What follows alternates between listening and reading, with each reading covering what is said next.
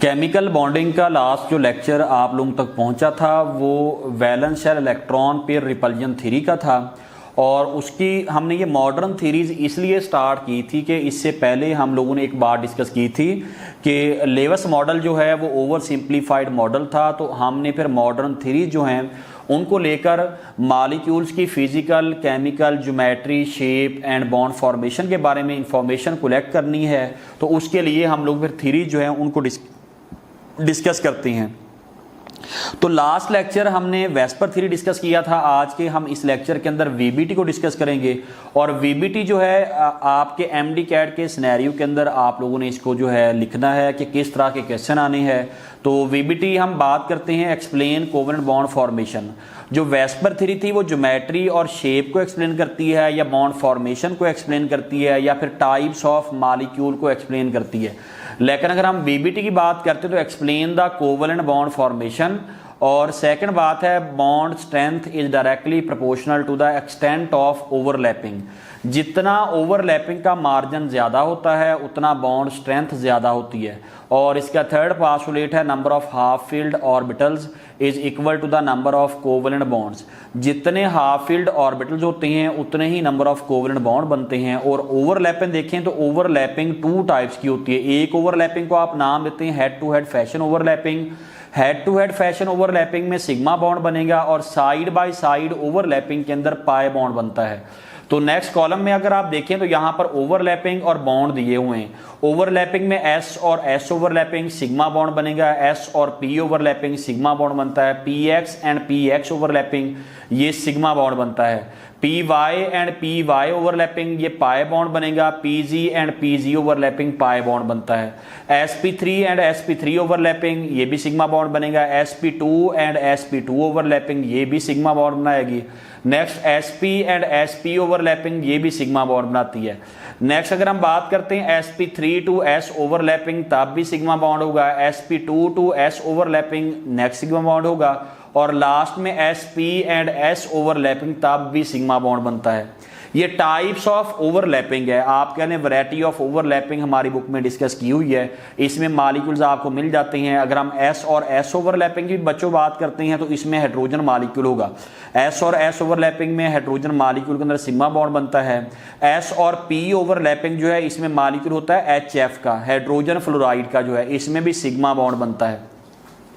अगर हम px और px की बात करते हैं तो हमारी बुक के अंदर फ्लोरीन का मॉलिक्यूल दिया हुआ है। फ्लोरीन टू फ्लोरीन जो ओवरलैपिंग है उसमें सिग्मा बॉन्ड बनता है। py एंड py और pg एंड pg जो है इसमें पाई बॉन्ड बनते हैं। इसमें आप लोग केस लेते हैं नाइट्रोजन मॉलिक्यूल का, उसका स्ट्रक्चर भी बुक में बना हुआ है।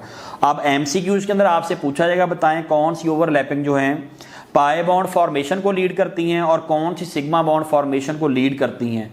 तो ये आपके सामने ओवरलैपिंग हैं और साथ में नंबर ऑफ बॉन्ड्स हैं या टाइप्स ऑफ बॉन्ड्स आप कह लें, ये आपने याद करनी है। जैसे इसमें दो ओवरलैपिंग हैं जो पाई बॉन्ड की फॉर्मेशन करती हैं, p y and p z जो है। तो वीबीटी से आपसे इस तरह के क्वेश्चन पूछे जा सकते हैं कि सिग्मा बॉन्ड और पाई बॉन्ड कौन सी ओवरलैपिंग शो करती हैं, या फिर इस टॉपिक में से वीबीटी वाले टॉपिक में से ये क्वेश्चन भी पूछा जा सकता है number of sigma and pi bonds in ethane nitriles. Ethane nitrile के अंदर हमने number of sigma and pi bonds बताने हैं। अल्फा ऑप्शन में 5 एंड 5 सिग्मा, ऊपर सिग्मा मेंशन किया हुआ है, इधर पाई है।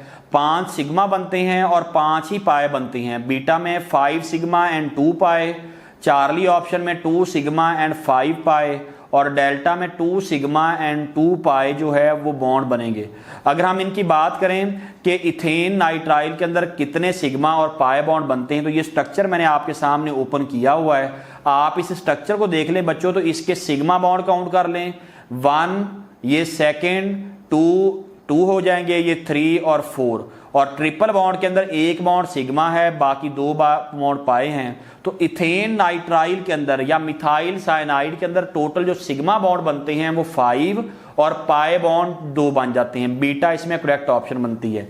यूएचएस का ये रिपीटेड एक क्वेश्चन है, इथीन के बारे में पूछा जाता होता है। इथीन जो है, इथीन की बात करें जो अल्कीन्स की फैमिली का फर्स्ट मेंबर है, तो अल्कीन्स की फैमिली का जो फर्स्ट मेंबर है इथीन, इथीन के अंदर 5 जो हैं सिग्मा बॉन्ड होते हैं और 1 जो है वो उसमें पाई बॉन्ड होता है।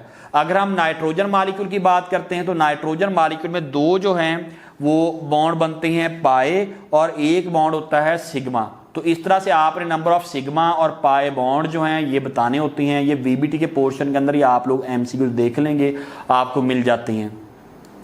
नेक्स्ट हम बात करते हैं बॉन्ड एनर्जी की। बॉन्ड एनर्जी की हम डेफिनेशन देखेंगे बुक से, जो भी इसमें आपने बुक से अच्छी तरह से इसकी रीडिंग करनी है डेफिनेशन की बॉन्ड एनर्जी की। और इसके यूनिट्स जो हैं ये किलो जॉल पर मोल इसके यूनिट्स होते हैं। और bond energy it is the measurement of bond strength. Bond energy जो है ये बॉन्ड स्ट्रेंथ की मेजरमेंट होती है और बॉन्ड स्ट्रेंथ जो है ये बॉन्ड एनर्जी के डायरेक्ट होता है। जितनी बॉन्ड स्ट्रेंथ ज़्यादा होती है उतनी बॉन्ड एनर्जी भी ज़्यादा होगी। तो ये इसकी बेसिक सी इंफॉर्मेशन है, यूनिट्स, डेफिनेशन। और इसको हम डिस्कस क्यों करते हैं, बेसिकली बॉन्ड एनर्जी जो है वो हमें स्ट्रेंथ ऑफ बॉन्ड के बारे में बताती है। ये एमसीक्यूज भी मैंने लिखा हुआ यहाँ पर जो है ये इन्फॉर्मेशन एज अ एमसीक्यूज आपसे पूछी जा सकती है कि बॉन्ड एनर्जी हमें किस चीज़ के बारे में इन्फॉर्म करती है। तो bond energy tells us about the bond strength. और जितनी बॉन्ड एनर्जी ज़्यादा होगी उतनी बॉन्ड स्ट्रेंथ भी ज़्यादा होगी। अगर हम इसके फैक्टर्स की बात करते हैं तो फैक्टर में bond energy is directly proportional to delta EN, difference of electronegativity.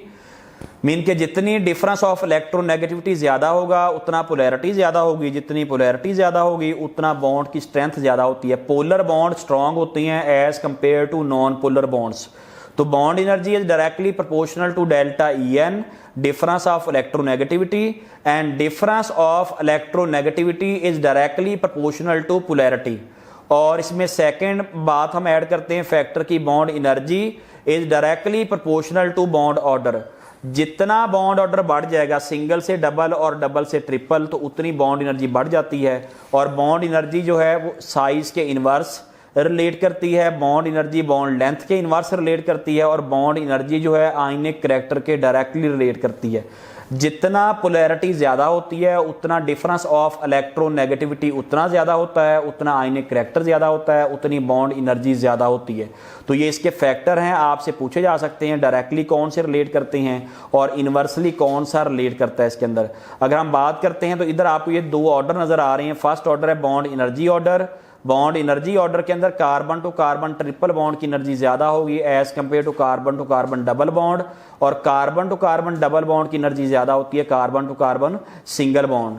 अगर हम बॉन्ड लेंथ की बच्चों बात करें तो बॉन्ड लेंथ और बॉन्ड एनर्जी का ऑर्डर रिवर्स होता है। तो carbon to carbon bond length, single bond length जो है, सिंगल की बॉन्ड लेंथ ज़्यादा होती है डबल से और डबल की बॉन्ड लेंथ ज़्यादा होती है ट्रिपल से। तो बॉन्ड एनर्जी और बॉन्ड लेंथ का इनवर्स रिलेशनशिप होता है। तो नेक्स्ट हम इसमें क्वेश्चन ऐड करते हैं।